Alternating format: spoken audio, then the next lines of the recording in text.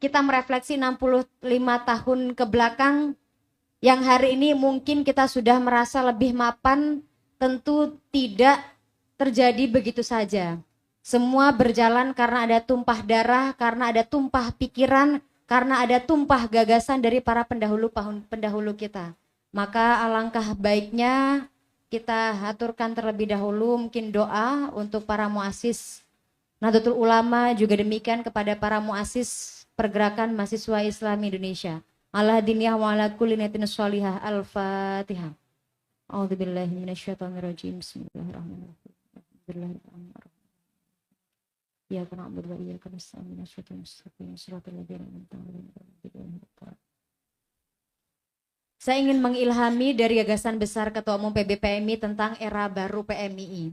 Ini menjadi tantangan sekaligus peluang kita untuk merengkuh posisi PMI di usianya yang ke-63 tahun. Kalau berbicara ulang tahun, berbicara tentang harlah, sesuatu yang baru, usia yang baru, mungkin tahun baru, mungkin kehidupan yang baru, kita pasti familiar dengan pemahaman kita punya harapan. Kita biasanya buat make a wish kalau misalnya ulang tahun.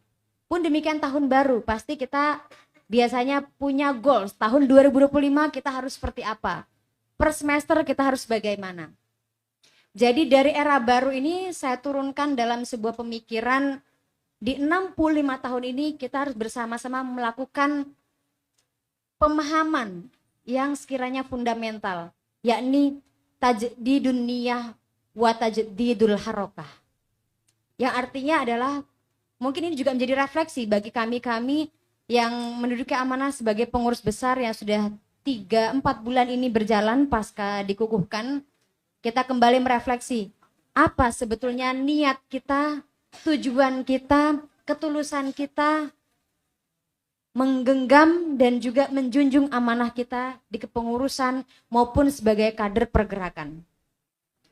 Niat-niat yang fundamental itu harus kembali kita susun, kita refleksi bahwa segala tindakan kita, segala pesan-pesan kita adalah satu hikmat untuk umat, untuk bangsa, untuk masyarakat, untuk kader-kader, dan juga untuk agama.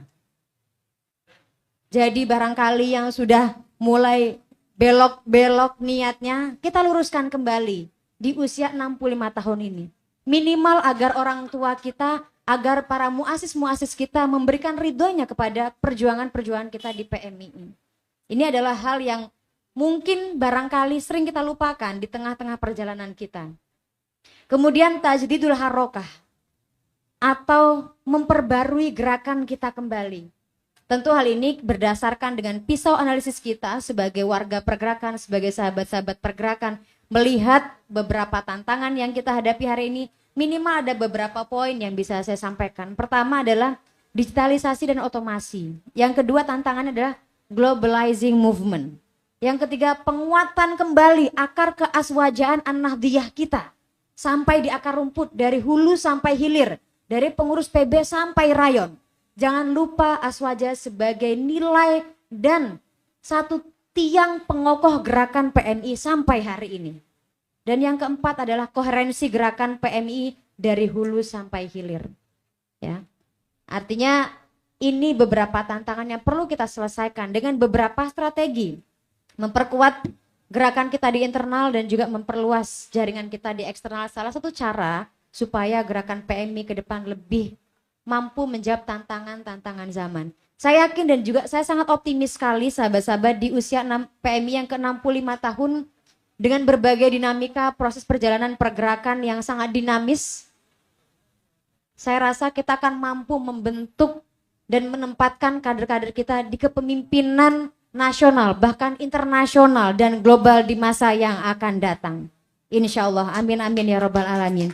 Sekian yang dapat saya sampaikan. Selanjutnya kita dengarkan nanti arahan langsung dari Ketua Umum PBPMI. Wallahul muwaffiq ila aqwamit thoriq. Assalamualaikum warahmatullahi wabarakatuh.